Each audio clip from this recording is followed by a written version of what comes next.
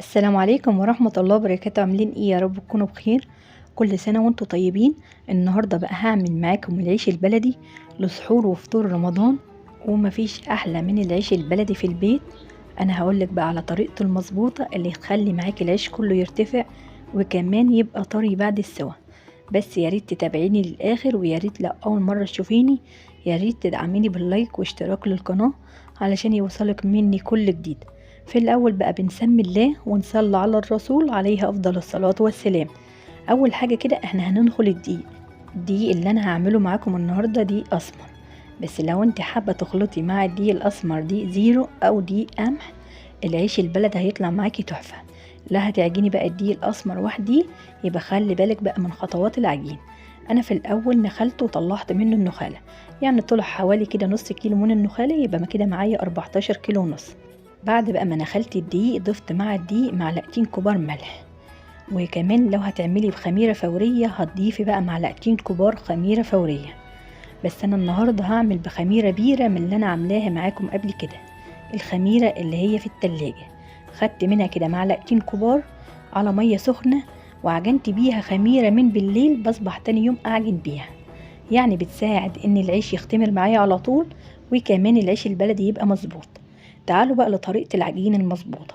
انا نزلت بالمية على الدقيق والمية كانت دافية، يعني مية كده في الوسط، ولا سخنة جامد ولا باردة، مية في الوسط علشان العجين يبقى معانا مظبوط.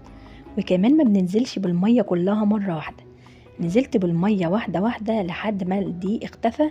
بعد كده وقفت مية خالص، وزي ما انتوا شايفين ان الطشت لسه فيه دقيق.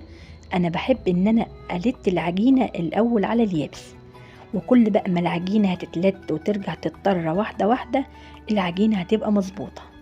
يعني انا كده لتيت العجينة على اليابس، وبعد كده ضفت عليها الخميرة البيرة اللي انا عملتها من بالليل. الخميرة دي بتساعد ان العيش البلدي يطلع معايا بسرعة، وكمان ساعة الخبيز يبقى مظبوط.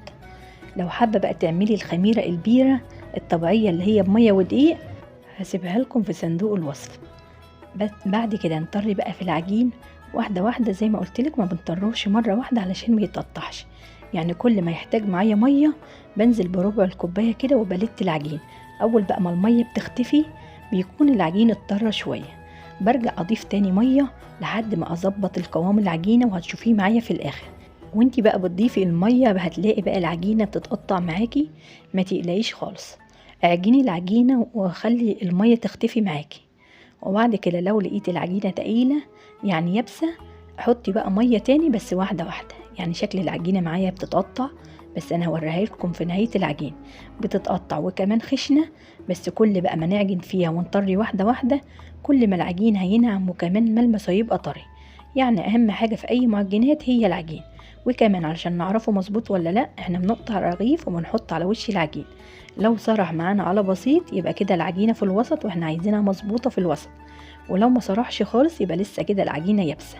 وانا لقيته كده لسه ما صرحش خالص العجينة يابسة، فنزلت بربع كوباية مية تاني وبطري العجينة. ولو الاختبار اللي انت قطعتيه وحطيتيه على وش العجين صرح جامد يعني فرش كده على العجين، كده العجينة طرية وهتغلبك جدا وانت بترحيها. احنا عايزين العجينة تبقى في الوسط وملمسها كده يكون ناعم وكمان تكون مخدومة. شايفين شكل العجين؟ اللهم بارك.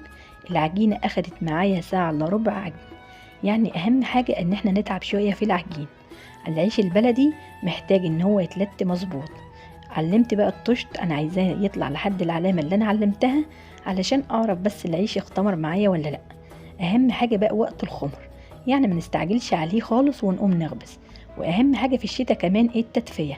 انا كفيت الصينية على الطشت وكمان لفيته باللحاف، واخد معايا ساعة ونص ولقيته اختمر. علشان انا مربية خميرة من بالليل ما خدش وقت خالص، بس لو اخد معاكي ساعة ونص او ساعتين عادي خالص.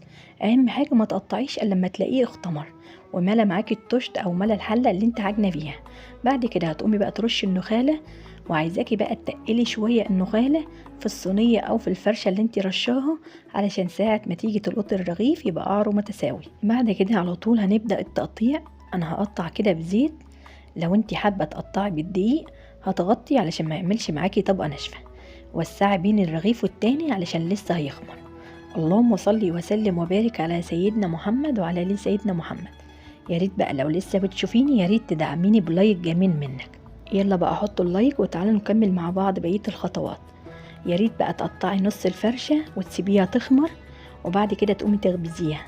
بس انا هقطع الكمية كلها اللي انا عملتها، بس انا يعني عشان بخبز من زمان فانا سريعة مش هيرقط يخمر معايا خالص. اهم حاجة بقى في الشتاء التدفية، وكمان ما نطولش في وقت العجين، والمية تكون دافية مظبوط واحنا بنعجن بيها علشان العيش يختمر معانا على طول، وكمان ما يبقاش فيه نفطة.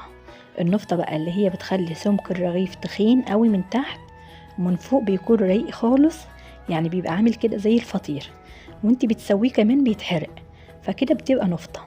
انت تخبزي اول رغيف، لو طلع معاكي مظبوط يعني سمكه من فوق زي سمكه من تحت تكملي كده بقية الخبيز. لو لقيتيه فيه نفطة اصبري عليه شوية. انا هجرب بقى معاكم اول رغيف وهنشوفه. انا سبته بقى على النخالة كده تلت ساعة. انا بعد ما خلصت تقطيع خالص بعديها ب10 دقايق شغلت الفرن يسخن، والفرن اخد معايا 10 دقايق، يبقى كده العيش اخد على النخالة تلت ساعة.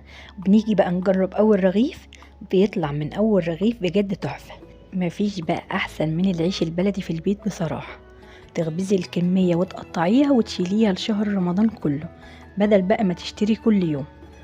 انا عايزاكي بقى تجربي في الاول حتى لو في 2 كيلو، ولو ظبط بقى معاكي الكمية تقدري بقى تعملي الكميات اللي انت عايزاها قبل رمضان بيوم، وتفرزيه لشهر رمضان. كل سنة وانتوا طيبين. من اول رغيف انا رميته ارتفع، وكمان سواه بجد تحفة. الرغيف بقى اللي بيرتفع بنديره بالراحة خالص، بنطلع بقى الجنب اللي استوى بره، والجنب التاني بندخله لجوه، ومنطلعش العيش خالص الا لما يستوي مظبوط. اللهم بارك، العيش البلدي بيتكلم عن نفسه، مش محتاجة ان انا اتكلم عنه. من اول رغيف يا جماعة طالع تحفة. انا هخبز بقى بقية الكمية علشان هو مظبوط. لو انت بقى رميتي اول رغيف وطلع معاكي منفض اصبري عليه شوية، بعد شوية بقى هترجعي تخبزيه هيبقى مظبوط معاكي وتكملي بقية الخبيز. بخصوص الرح، لو انت اول مرة تمسكي المطرحة يا ريت تمسكي المطرحة كده من تحت اليد، ما تمسكهاش من اليد من ورا، من تحت اليد كده هتساعد معاكي ان الرغيف تعرفي تنطريه. هتشوفيني وانا ماسكاها، وكمان يكون جنبيكي شوية نخالة على شوية دقيق بيساعدوا بقى ان الرغيف ما يلزقش خالص، وكمان يتنطر معاكي على طول. شايفة بقى مسكة المطرحة كده بتخلي بقى الرغيف يوسع على طول، ونيجي ساعة ما نيجي نرميه نتأكد ان هو ما تحتوش اي نخالة علشان ما يتحرقش، وكمان واحنا بنرمي نتأكد ان الرغيف جوه المطرحة ما فيش حاجة كده طالعة بره المطرحة علشان ما يتلخبطش معاكي. وانت بترمي في الفرن وطي الشعل شوية علشان ما تلخبطلكش الرغيف وانت بترميه، وبعد ما ترميه هتعلي برضو الجنوب تاني.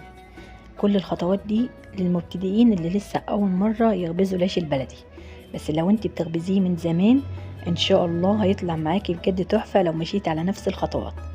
اللهم بارك، انا خلصت الكمية. العيش طري جدا بعد السوا، وكمان سوا من تحت ومن فوق بجد تحفة. بتمنى بقى ان يكون شرحي بسيط، واتمنى ان انت تعملي بلايك واشتراك للقناة. استناني في الجديد.